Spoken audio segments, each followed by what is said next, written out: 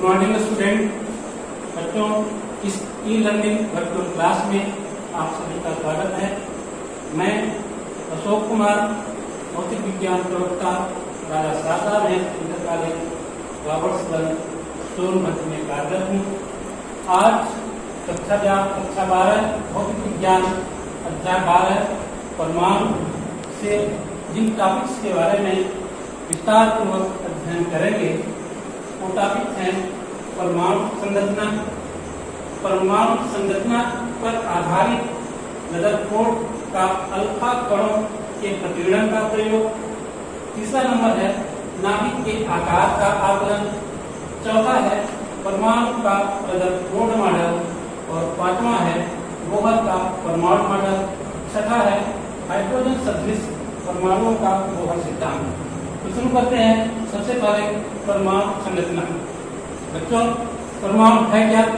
किसी तत्व की वह छोटी इकाई जिसमें उस तत्व के सभी गुण विद्यमान हो परमाणु कहते हैं। 19वीं शताब्दी तक परमाणु को अविभाज्य कण माना जाता रहा।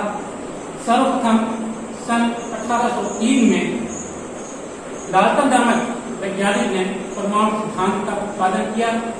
इस सिद्धांत के अनुसार प्रत्येक पदार्थ छोटे छोटे कणों का बना होता है जिसे परमाणु कहते हैं। डाल्टन के मतानुसार परमाणु का किसी भी भौतिक और रासायनिक रूप से विभाजन नहीं किया जा सकता।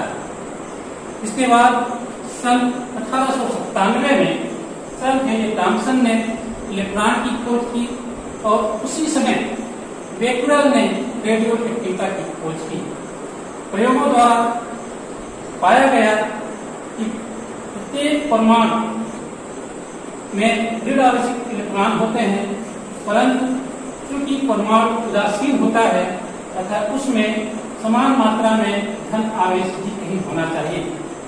इसके अतिरिक्त चूंकि इलेक्ट्रॉन का द्रव्यमान परमाणु के द्रव्यमान की तुलना में बहुत अल्प होता है, अतः परमाणु का द्रव्यमान उसी धन आवेश में नहीं होना चाहिए। इसके बाद आते हैं रदरफोर्ड के अल्फा कणों के प्रतिगमन का प्रयोग। परमाणु संरचना को जानने के लिए रदरफोर्ड ने 1911 में एक महत्वपूर्ण प्रयोग किया। इसमें रेडियो एक्टिव तत्व पोलोनियम से उत्सर्जित होने वाले अल्फा कणों को अल्फा कणों के एक बारीक किरण पुंज को एक बहुत पतले स्वर्ण पत्र, पतली सोने की पन्नी होती है, उस पर गिराया। पूरे सिस्टम को निर्वात में रखा। निर्वात में इसलिए रखा क्योंकि अल्फा कणों का टक्कर वायु के कणों से न हो। इस आधार पर रदरफोर्ड ने यह देखा कि स्वर्ण पत्र में से गुजरते हुए ये कण विभिन्न दिशाओं में विक्षेपित हो जाते हैं। बच्चों, डायग्राम से क्लियर है। कुछ अल्फा कण तो सीधे निकल जा रहे हैं, कुछ अल्फा कण विभिन्न दिशाओं में विक्षेपित हो जा रहे हैं। इस घटना को अल्फा कणों के इस प्रकार अपने मार्ग से विक्षेपित होने की घटना को प्रतिगमन कहते हैं। रदरफोर्ड ने इस प्रयोग से कुछ महत्वपूर्ण तथ्य प्राप्त किए। सबसे पहले हम समझा देना चाहते हैं कि ये जो अल्फा कण है ये पोलोनियम नामक रेडियो एक्टिव तत्व से उत्सर्जित होता है और इसका वेग जो होता है लगभग 10⁷ मीटर पर सेकेंड के रेंज का होता है। यानी उच्च वेग से ये गोल्डन फॉइल पर इंसिडेंट होता है। जैसे ही ये गोल्डन फॉइल से इंसिडेंट होता है ये अल्फा कण विभिन्न दिशाओं में विक्षेपित होते हैं और क्योंकि ये विभिन्न दिशाओं में विक्षेपित हो रहे हैं, इस विक्षेपित होने की घटना को ही प्रतिगमन कहते हैं। रदरफोर्ड ने इस प्रयोग से कुछ महत्वपूर्ण तथ्य निकाले, कुछ महत्वपूर्ण तथ्य प्राप्त किए। इसके अनुसार पहला निष्कर्ष उन्होंने ये निकाला कि अधिकांश अल्फा कण स्वर्ण पत्र के आर पार बिना प्रभावित हुए सीधे निकल जाते हैं। जैसा कि हम देख सकते हैं कि ये जो पहला अल्फा कण है वो सीधे निकल जा रहा है। लास्ट वाला अल्फा कण भी देख रहे हैं, ये सीधे निकल जा रहे हैं। इससे जो है अधिकांश अल्फा कण स्वर्ण पथ के आर पार बिना प्रभावित हुए सीधे निकल जा रहे हैं। इसके पूर्ण ने यह निष्कर्ष निकाला कि परमाणु का अधिकांश भाग भीतर से खोखला होता है। दूसरा निष्कर्ष उन्होंने ये निकाला कि कुछ अल्फा कण छोटे छोटे कोण से विक्षेपित हो रहे हैं। यहाँ से हम देख सकते हैं क्यों कि ये जो अल्फा कण है ये छोटे कोण से विक्षेपित हो रहा है, ये वाला भी अल्फा कण भी छोटे कोण से विक्षेपित हो रहा है, क्योंकि अल्फा कण अब इनका कोणीय वितरण भी सुनिश्चित होता है, निश्चित होता है, क्योंकि अल्फा कण धनावेशित कण होते हैं। अब इन्हें विक्षेपित करने वाला कण भी धनावेशित होना चाहिए, क्योंकि अल्फा कण धन आवेश और धन आवेश में ही प्रतिकर्षण बल लगेगा और प्रतिकर्षण बल लगेगा तभी ये विक्षेपित होंगे। इस आधार पर रदरफोर्ड ने माना कि परमाणु का संपूर्ण धन आवेश एक सूक्ष्म स्थान में केंद्रित होता है। तीसरा निष्कर्ष उन्होंने निकाला कुछ अल्फा कण ऐसे भी होते हैं जो 90 अंश से अधिक के कोण पर प्रकीर्णित हो जाते हैं। हम देख सकते हैं बच्चों, ये अल्फा कण देख सकते हैं, ये 90 अंश के अधिक कोण पर प्रकीर्णित हो रहा है, ये भी 90 अंश के अधिक कोण पर प्रकीर्णित हो रहा है। इससे ज्ञात होता है या ये पता चलता है कि जब धन आवेशित अल्फा कण स्वर्ण पथ के परमाणुओं से होकर गुजरते हैं तो किसी किसी कण पर इतना अधिक प्रतिकर्षण बल लगता है कि वह तीव्रगामी अल्फा कण को वापस लौटा देता है। इस आधार पर रदरफोर्ड ने माना कि धन आवेश परमाणु के भीतर एक अत्यंत सूक्ष्म स्थान पर केंद्रित होता है। उस स्थान का नाम नाभिक रखा। बच्चों की दिशा स्पष्ट है कि जो अल्फा कण नाभिक के समीप से होकर गुजरता है वो उनमें विचलन या वो ज्यादा प्रतिकर्षित होते हैं, उनमें कोणीय उनमें विक्षेप अधिक होता है। जो अल्फा कण दूर से होकर के गुजरते हैं नाभिक से, उनमें जो है विक्षेप कम होता है। तो इस आधार पर इसी प्रकीर्णन प्रयोग के आधार पर रदरफोर्ड ने अल्फा कणों के नाभिक के निकटतम पहुंच दूरी, अल्फा कणों के नाभिक के निकटतम पहुंच दूरी को ही नाभिक की त्रिज्या कहते हैं की गणना की और इसे लगभग 10⁻15 मीटर पाया, जो कि परमाणु की त्रिज्या 10⁻10 मीटर की तुलना में बहुत कम है। परमाणु के शेष खाली भाग में 10⁻10 मीटर में इलेक्ट्रॉन होते हैं, जो कि नाभिक के चारों ओर विभिन्न कक्षाओं में परिक्रमण करते हैं। अगला निष्कर्ष यह निकाला कि रदरफोर्ड ने माना कि जब कोई अल्फा कण स्वर्ण पथ के परमाणु में से गुजरता है तो उस पर नाभिक के द्वारा लगाया गया प्रतिकर्षण बल कूलाम के नियमानुसार होता है। कूलाम का नियम बच्चों हम जानते हैं कि दो पॉजिटिव चार्ज है उनके बीच की दूरी यदि r है तो उन दोनों चार्ज के बीच लगने वाला प्रतिकर्षण बल उस दूरी के वर्ग के व्युत्क्रमानुपाती होता है। यहाँ से तो क्योंकि अल्फा कण और नाभिक पर दोनों पर पॉजिटिव चार्ज होते हैं, जब अल्फा कण नाभिक से होकर गुजरता है तो नाभिक के द्वारा उस पर प्रतिकर्षण बल लगता है और यह बल कूलाम के नियम के अनुसार होता है। परमाणु से गुजरते समय जो अल्फा कण नाभिक से दूर होते हैं उस पर प्रतिकर्षण बल कम लगता है, जैसा कि हम देख चुके हैं इसके पहले डायग्राम में। और जो अल्फा कण नाभिक से के करीब में होते हैं उनमें प्रतिकर्षण बल अधिक लगता है और उतने ही बड़े कोण से प्रकीर्णित होता है। पांचवा निष्कर्ष रदरफोर्ड ने यह प्रयोग भिन्न भिन्न धातुओं के लिए भी किया और परमाणुओं के नाभिक के लिए भी किया और पाया कि नाभिक में जितना धन आवेश होगा वह अल्फा कण उतने ही अधिक बल से प्रतिकर्षित करेगा तथा अल्फा कण अपने मार्ग से उतने ही अधिक विक्षेपित होगा। अब अगला टॉपिक चलते हैं बच्चों, नाभिक के आकार का आकलन। नाभिक का आकार कैसे ज्ञात करते हैं? अल्फा कणों के प्रकीर्णन से ही नाभिक का आकार का आकलन कर सकते हैं। जो अल्फा कण किसी नाभिक की ओर डायग्राम में बना हुआ है, ये नाभिक है, ये अल्फा कण है। जब अल्फा कण नाभिक की ओर जाता है सीधे, तो उस पर नाभिक के द्वारा उत्कर्षण बल लगता है। जो अल्फा कण नाभिक की एकदम सीधे जाता है, वही अल्फा कण नाभिक के सबसे करीब पहुंचता है। अल्फा कण की नाभिक से निकटतम पहुंच दूरी को नाभिक की ऊर्जा कहते हैं। इसका मतलब जब अल्फा कण नाभिक से दूर होता है, तब उसकी गतिज ऊर्जा अधिक होती है, क्योंकि नाभिक के द्वारा उत्कर्षण बल उस समय कम लगता है। जैसे जैसे अल्फा कण नाभिक के समीप आता जाता है, उसकी गतिज ऊर्जा कम होती जाती है और गतिज ऊर्जा जो है स्थितिज ऊर्जा में बदलती जाती है। ठीक है, वही अल्फा कण नाभिक के मैक्सिमम करीब में पहुंचता है, जिस अल्फा कण का 180 जो अल्फा कण 180 अंश के कोण से प्रतिनिधित होता है।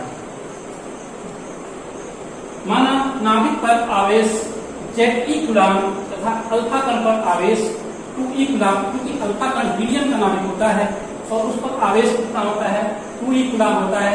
माना अल्फा कण की नाभिक के निकटतम पहुंच दूरी, जिसे नाभिक की त्रिज्या बोलते हैं, ये 8 किलोमीटर है।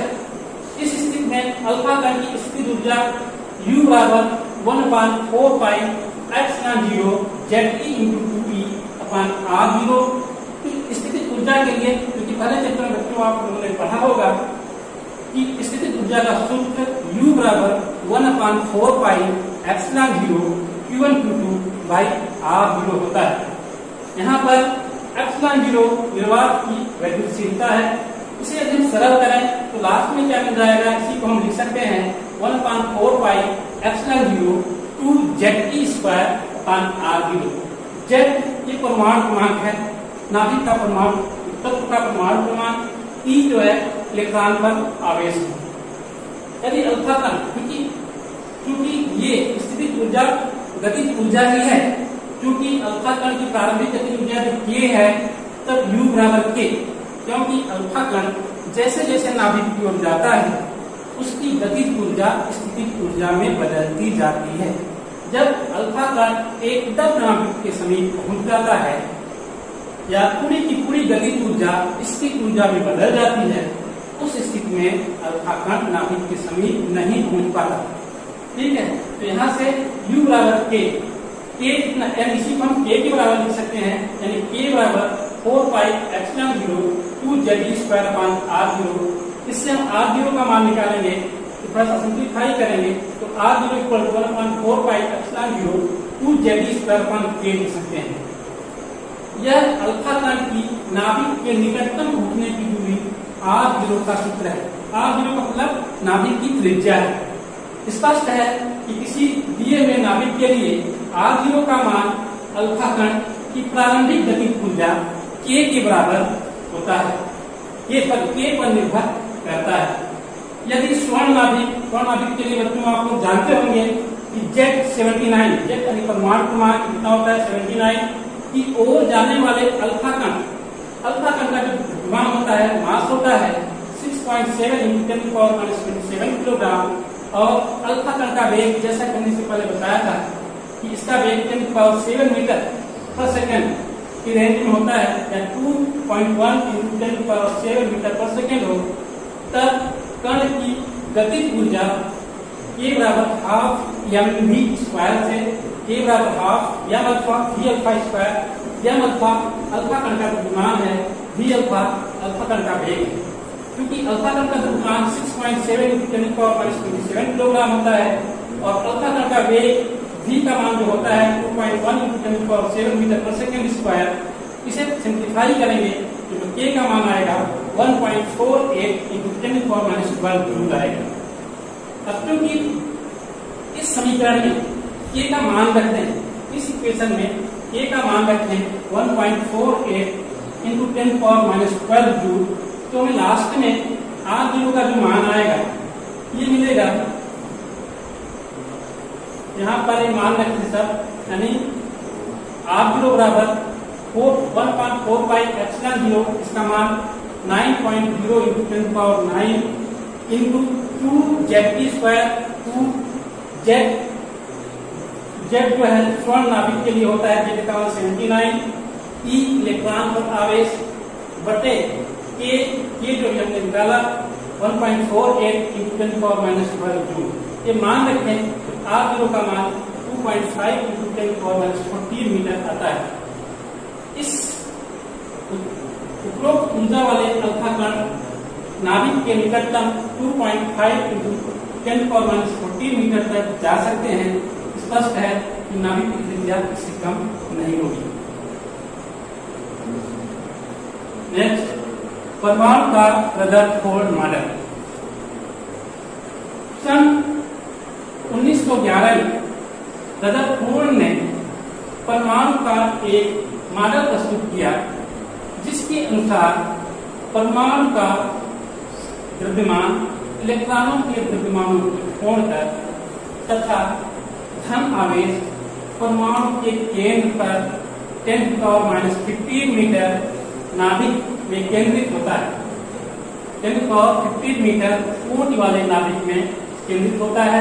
नाभिक के चारों ओर 10⁻10 मीटर की कोट की त्रिज्या के खोखले गोले में इलेक्ट्रॉन वितरित होता है, जिनका कुल ऋण आवेश नाभिक के धन आवेश के बराबर होता है। रदरफोर्ड ने यह परिकल्पना की ये इलेक्ट्रॉन स्थिर नहीं होते, बल्कि नाभिक के चारों ओर विभिन्न कक्षाओं में परिक्रमण करते रहते हैं। क्योंकि ये इलेक्ट्रॉन नाभिक के चारों ओर विभिन्न कक्षाओं में परिक्रमण करते हैं, तो इलेक्ट्रॉन पर अभिकेंद्र बल लगेगा। यह केंद्र बल इलेक्ट्रॉन तथा नाभिक के बीच वैद्युत आकर्षण बल से प्राप्त होता है। इस सिद्धांत में भी या रदरफोर्ड मॉडल में भी कुछ कमियां पाई गई। मुख्य रूप से रदरफोर्ड मॉडल में दो कमियां पाई गई। पहली कमी परमाणु के स्थायित्व के संबंध में। नाभिक के चारों ओर घूमते इलेक्ट्रॉन में अभिकेंद्र त्वरण होता है। वैद्युत गति या इलेक्ट्रोडायनेमिक्स के अनुसार आवेशित कण की ऊर्जा उत्सर्जित करता है। इलेक्ट्रॉन जो है ऊर्जा उत्सर्जित करता है। इस प्रकार इलेक्ट्रॉनों का ऊर्जा का ह्रास होने लगता है। जैसे जैसे इलेक्ट्रॉनों के ऊर्जा का ह्रास होता है, द्वितीय पथ की त्रिज्या लगातार कम होती जाती है और अंत में वे नाभिक में गिर जाने चाहिए। इस प्रकार परमाणु अस्थायी रह ही नहीं सकता। दूसरा है रेखीय स्पेक्ट्रम की व्याख्या के संबंध में। क्योंकि परमाणु जो है एक तरह से रेखीय स्पेक्ट्रम होता है, तो रदरफोर्ड मॉडल में इलेक्ट्रॉनों में द्वितीय पथ की त्रिज्या लगातार बदलते रहने से उनके घूमने की आवृत्ति भी बदलती रहेगी। जैसे जैसे त्रिज्या कम होती जाती है, परिभ्रमण आवृत्ति क्या होगा, बढ़ती जाएगी। त्रिज्या कम होगी तो आवृत्ति बढ़ती जाएगी। फलस्वरूप इलेक्ट्रॉन सभी आवृत्तियों के विद्युत चुंबकीय तरंगे उत्सर्जित करेंगे। सभी आवृत्तियों के विद्युत चुंबकीय तरंगे उत्सर्जित करेंगे। इन तरंगों का स्पेक्ट्रम कंटिन्यूअस होगा, परंतु वास्तव में परमाणुओं की स्पेक्ट्रम कंटिन्यूअस न होकर के रेखीय होते हैं। अब नेक्स्ट आते हैं बच्चों बोहर का परमाणु मॉडल। बोहर का परमाणु मॉडल, इसका स्टेटमेंट क्या है? बोहर का परमाणु मॉडल ये 1913 में नील बोहर नामक वैज्ञानिक ने दिया, जो कि रदरफोर्ड मॉडल की कमियों को दूर किया। उन्होंने मैक्स प्लांक के क्वांटम सिद्धांत को लगाकर रदरफोर्ड मॉडल की कमियों को दूर किया। इसके लिए उन्होंने 3 परिकल्पनाएं दी, 3 अद्वितियां दी। पहला है कि इलेक्ट्रॉन केवल उन्हीं कक्षाओं में घूम सकते हैं जिनका कोणीय संवेग h/2 पाई का पूर्ण गुणज हो। बच्चों, आप लोग फर्स्ट ईयर में पढ़े होंगे कि कोणीय संवेग, जब कोई कण किसी वृत्तीय पथ पर घूमता है या किसी अक्ष के परितः घूमता है, तो उसका कोणीय संवेग उसके रेखीय संवेग के आघूर्ण के बराबर होता है। यदि रेखीय संवेग p है और कण का द्रव्यमान मान लिया m है और कण का वेग v है, तो रेखीय संवेग का आघूर्ण p × r, r वृत्तीय पथ की त्रिज्या है, तो रेखीय संवेग का आघूर्ण ही कोणीय संवेग होता है। यानी कोणीय संवेग कितना हो जाएगा, mvr।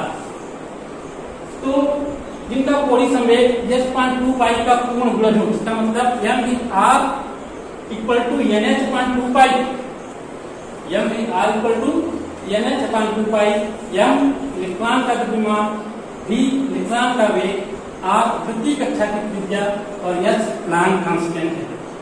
यहाँ यह एक पूर्णांक है, n पूर्णांक का मतलब n इक्वल टू 1 2 3, ये इसे कक्षा की क्रम संख्या और इसे मुख्य क्वांटम संख्या या प्रिंसिपल क्वांटम नंबर कहते हैं।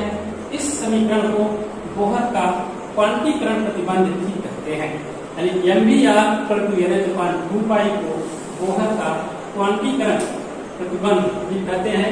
इस प्रकार परमाणु के बोहर मॉडल में इलेक्ट्रॉन केवल निश्चित त्रिज्याओं वाली कक्षाओं में घूम सकते हैं, सभी में नहीं, सभी कक्षाओं में नहीं, उसी कक्षाओं में घूमेंगे जिनका कोणीय संवेग NH अपॉन 2 पाई या जिनका कोणीय संवेग H अपॉन 2 पाई का पूर्ण ध्रुव हो। अतः परमाणु का इन कक्षाओं को स्थायी कक्षाएं कहते हैं। उन कक्षाओं को स्थायी कक्षाएं कहते हैं जिन कक्षाओं में इलेक्ट्रॉन घूमते हैं और उनका कोणीय संवेग NH अपॉन 2 पाई का पूर्ण गुणज होता है। दूसरी अपडेट उन्होंने दी कि स्थायी कक्षाओं में घूमते समय इलेक्ट्रॉन ऊर्जा का उत्सर्जन नहीं करते, यद्यपि उनमें अभिकेंद्र त्वरण होता है, अतः परमाणु का स्थायित्व बना रहता है।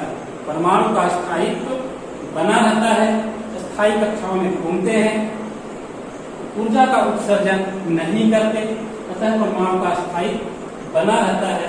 ये जो है दूसरी परिकल्पना है। कि तीसरी परिकल्पना, जब परमाणु को किसी कारणवश बाहर से ऊर्जा मिलती है तो उसका कोई इलेक्ट्रॉन अपनी निश्चित कक्षा को छोड़कर ऊंची कक्षा में चला जाता है। परमाणु की यह अवस्था उत्तेजित अवस्था कहलाती है। इलेक्ट्रॉन ऊंची कक्षा में 10⁻⁸ सेकेंड तक ही ठहरता है। इसके तुरंत बाद वो नीची कक्षा में वापस लौट आता है। लौटते समय वह विद्युत चुंबकीय तरंगों के रूप में ऊर्जा उत्सर्जित करता है। इलेक्ट्रॉन जब ऊंची कक्षा से नीची कक्षा में आता है तो वो ऊर्जा उत्सर्जित करता है। ठीक है, माना यदि ऊंची कक्षा में इलेक्ट्रॉन की ऊर्जा मान लिया E2 है तथा नीची कक्षा में इलेक्ट्रॉन की ऊर्जा E1 है, तो उत्सर्जित तरंगों की आवृत्ति न्यू यानी h न्यू क्या एनर्जी है ना, कितना एनर्जी डिफरेंस दोनों कक्षाओं की ऊर्जाओं का अंतर कितना है, मान लिया डेल्टा E को हम क्या लिख सकते हैं E2 माइनस E1, और डेल्टा E क्या है h न्यू, यानी h nu equal to E2 minus E1 या nu equal to E2 minus E1 upon H। इस समीकरण को बोहर का आवृत्ति प्रतिबंध कहते हैं। तो बच्चों ये इलेक्ट्रॉन का मॉडल, बोहर का मॉडल इस समझ में आ गया होगा।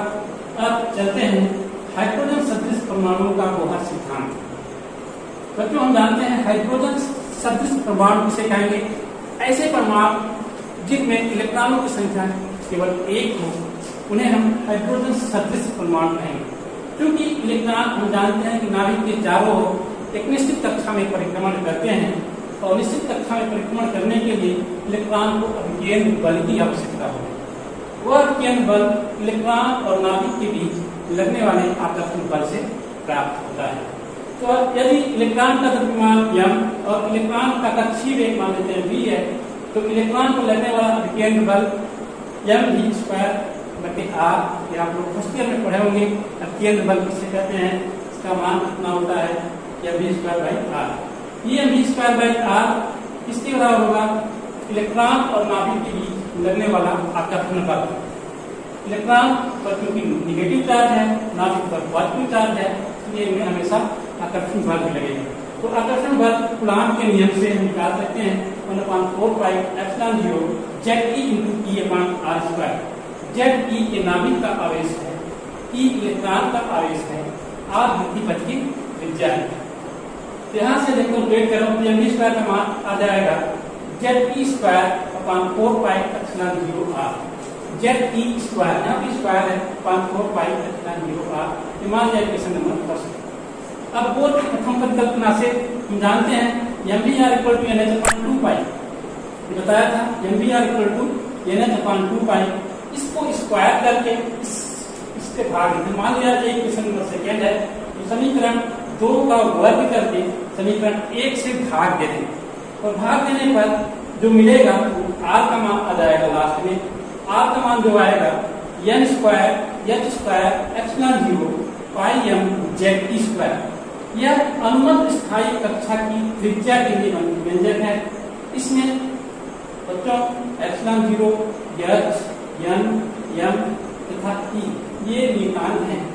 परमाणु विशेष के लिए जरूरी नियतांक होगा। यहाँ से क्लियर है कि r proportional to n square.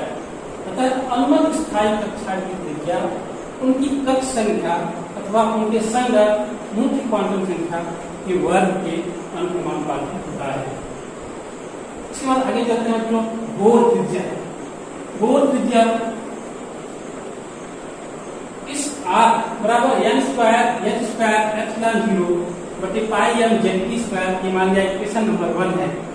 इसमें यदि n इक्वल टू 1 और z इक्वल टू 1 रखें, क्योंकि हाइड्रोजन परमाणु के लिए n का मान 1 होता है और z के लिए का मान भी 1 होता है। इससे z इक्वल टू 1 और n इक्वल टू 1 रखेंगे तो r का जो मान आएगा यानी r1 equal to h square epsilon 0 pi m e square. इसे बोहर त्रिज्या कहते हैं। इसका मान 0.53 एंगस्ट्रॉम होता है। इसमें भी मान रख करके पुट करेंगे, सॉल्व करेंगे, लास्ट में यही आएगा। यस का मान रखेंगे या यस क्या है, प्लांक कांस्टेंट है, इसका मान 6.6 × 10⁻34 और एप्सिलॉन 0 के बाद विद्युतीयता है। ये सब मान रखेंगे, लास्ट में यही आएगा। इसके बाद आते हैं बच्चों, क्योंकि यहाँ से r is proportional to n square, यहाँ से r2 को दूसरी त्रिज्या निकालनी है, दूसरी त्रिज्या यह आ जाएगी, इसी प्रकार r3 का मान -r1 इस तरह से आ जाएगा।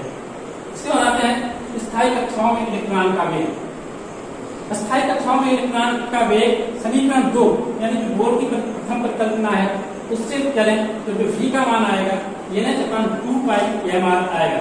तो समीकरण 3 से r का मान इसमें रखते हैं। r का मान समीकरण 3 से तो r का मान हमने निकाला था पाई m z स्क्वायर। r का मान जो निकाला था n square h square epsilon 0 upon pi m z square. इसमें मान रखेंगे तो v का मान आ जाएगा और v का मान जो आएगा z square upon 2h epsilon 0 into 1/n। या v प्रोपोर्शनल टू n/n। यहाँ से स्पष्ट है कि अनुमत स्थायी कक्षाओं में इलेक्ट्रॉन का वेग उस कक्ष संख्या अथवा मुख्य क्वांटम संख्या के समानुपातिक होता है। इसके बाद चलते हैं बच्चों स्थायी कक्षाओं में इलेक्ट्रॉन की ऊर्जा। किसी भी स्थायी कक्षा में इलेक्ट्रॉन की ऊर्जा E उसकी गतिज ऊर्जा और स्थितिज ऊर्जाओं का योग होगा। इलेक्ट्रॉन की गतिज ऊर्जा हाफ mv स्क्वायर। तो समीकरण 1 से ये मान रखते हैं। समीकरण 1 में हमने देखा था mv स्क्वायर का जो मान आया था z square by 4 pi epsilon 0 आ रहा था। इस तरह से k का मान जो आ जाएगा क्योंकि हाफ है तो इसमें भी हाफ से मल्टीप्लाई कर देंगे तो z स्क्वायर अपॉन 8 पाई एप्सिलॉन 0 r आ जाएगा। समीकरण 3 से r का मान, इसमें भी r का मान रखेंगे जो k का मान आएगा mz square e to the power 4 बटे h epsilon 0 square h square into 1/n square. इसे हम यदि विभव नियतांक के पद में लिखें, r के पद में लिखें तो k का मान आ जाएगा z स्क्वायर r/n स्क्वायर। नाभिक से r दूरी पर नाभिक के स्थित आकर्षण के कारण इलेक्ट्रॉन की स्थितिज ऊर्जा, जैसा कि हमने इसके पहले बताया था, इसका मान आ जाएगा 1/4 pi epsilon 0 z into -t/r। Last में सॉल्व करेंगे तो -1/4 pi epsilon 0 z square by r। ठीक है। इसी प्रकार इलेक्ट्रॉन की पूर्ण ऊर्जा क्या हो जाएगी, इलेक्ट्रॉन की गतिज ऊर्जा प्लस स्थितिज ऊर्जा दोनों का मान रखकर ऐड करेंगे तो जो E का मान लास्ट में आएगा -mz square e to the power 4 बटे epsilon 0 h square into 1/n square या e proportional to 1/n square. ठीक है बच्चों, तो ये हुआ इलेक्ट्रॉन स्थायी कक्षाओं में इलेक्ट्रॉन की ऊर्जा।